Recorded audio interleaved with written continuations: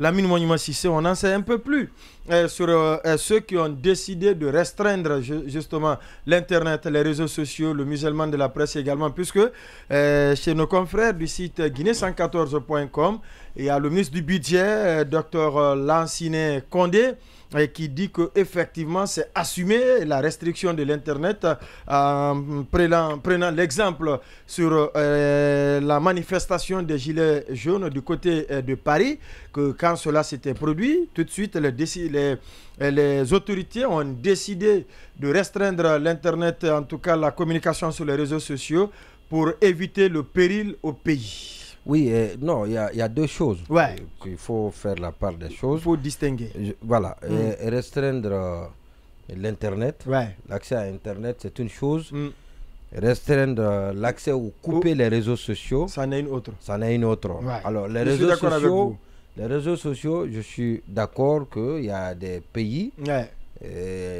Ces derniers temps, qui font recours à ce procédé. C'est le cas de l'Arabie Saoudite avec sous prétexte de WhatsApp. maintenir la sécurité, la sérénité ouais. dans le pays, et donc coupe les réseaux sociaux, oui. donc rend difficile l'accès aux réseaux sociaux. Bien entendu. Cependant, l'Internet, même dans les pays les plus dictatoriaux, donc l'Internet... La Birmanie notamment. Oui, mais parce que vous ne pouvez pas rester sans Internet. Ouais. C'est-à-dire que les outils, les canaux de communication sociaux, qui sont les réseaux sociaux, comme on le sait... Les médias de société. Justement, et le Sénégal le fait. Et ce qui est peut-être remarquable et qu'on reproche aux autorités guinéennes, c'est que quand vous menez une action, quand vous faites quelque chose, quand vous posez une action, vous devez tout de suite assumer. Ouais. Et vous devez le reconnaître et dire à la population que c'est vous qui l'avez fait et pourquoi vous l'avez fait, que les gens vous croient ou pas. Et comme le Sénégal l'a fait, comme le ministre de l'Intérieur sénégalais l'a fait hier, et donc il a fait un communiqué pour dire même que le c'est pour ministre des raisons de sécurité nationale et de diffusion, un communiqué. Justement, de diffusion des propos haineux sur les réseaux sociaux, que l'État a été amené à couper les réseaux sociaux momentanément. Ouais. Mais, et même dans ces pays-là, c'est momentanément. Ce n'est pas pour une période indéterminée. Ouais. Parce que nous sommes dans une situation où on ne sait pas quand est-ce ça va être rétabli. Et c'est ce qui est encore, de mon point de vue, un peu très dangereux. Maintenant, par rapport à l'Internet, je ne sais pas ce que le ministre du Budget a dit là-dessus, mais je ne crois pas. Ouais. Je ne suis parce pas que sûr. Le premier membre du gouvernement impacté par cette décision... C'est ce que je voulais dire là. Ah, allez-y. Je ne suis pas sûr. Oui. Je ne suis pas sûr. Et s'il le fait, je vais définitivement le classer. Et parce qu'un ministre du Budget ne peut pas soutenir, par exemple, le fait de restreindre l'accès à Internet. Et parce que lui-même, il doit le savoir. Voilà, une source de revenus pour l'État. C'est-à-dire qu'à tous les niveaux, une source de revenus. En soi, c'est une source de revenus. L'utilisation est une source de revenus. Et parce que, comme vous le dites, en soi, s'il n'y a pas Internet, si c'est restreint, les sociétés de télécommunications, et nous le savons aujourd'hui, et moi par exemple, mon abonnement a expiré, je ne veux pas me réabonner, et parce que je n'ai pas Internet. Ça n'a pas de sens. Donc je ne le fais pas. Il y a beaucoup d'autres comme ça, qui sont dans la même situation, qui ne se réabonnent pas. Et quand les gens ne se réabonnent pas, c'est qu'il n'y a pas d'argent. Il n'y a pas assez d'argent pour la société.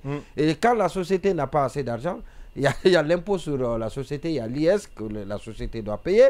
Et donc cela forcément va diminuer proportionnellement. Et donc il y a assez de choses, des taxes qui sont payées par la société qui vont diminuer proportionnellement. L'autre fois, je disais ce que, par exemple, l'État perd.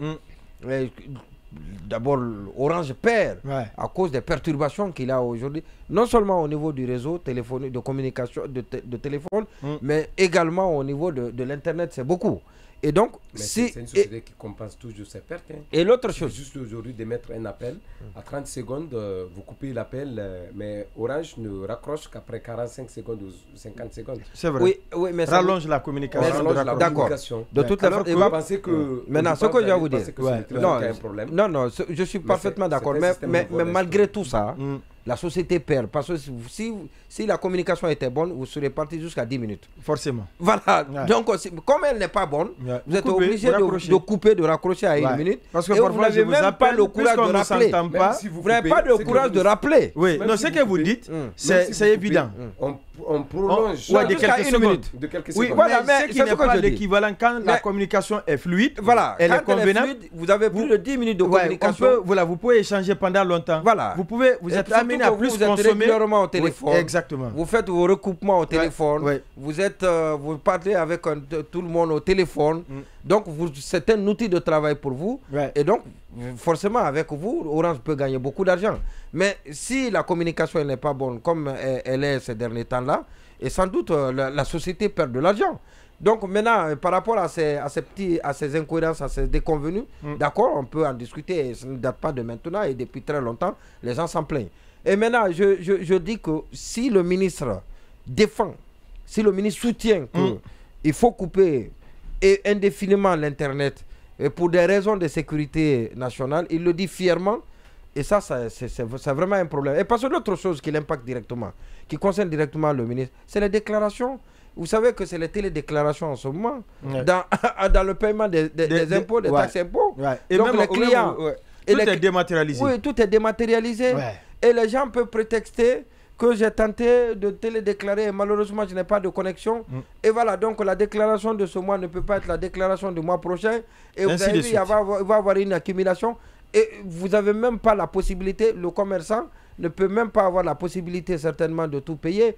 Et vous le mettez sous un régime. Rien compris. Vous le mettez sous un régime de pénalité peut-être, ou maintenant de toutes les façons vous n'allez pas le fermer. Et parce que c'est une entreprise, vous lui fixez un échéancier. Et tout ça, c'est l'État qui perd de l'argent. Donc il ne peut pas le dire, il ne doit pas le dire. Et s'il le dit, puisque c'est le cas. S'il le dit, c'est très grave. Et que, donc je maintiens mes appréciations sur le ministre.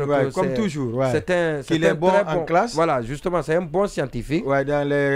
Mais dans la pratique, donc il lui manque encore beaucoup de choses. Beaucoup à faire, oui. Scientifique, c'est trop...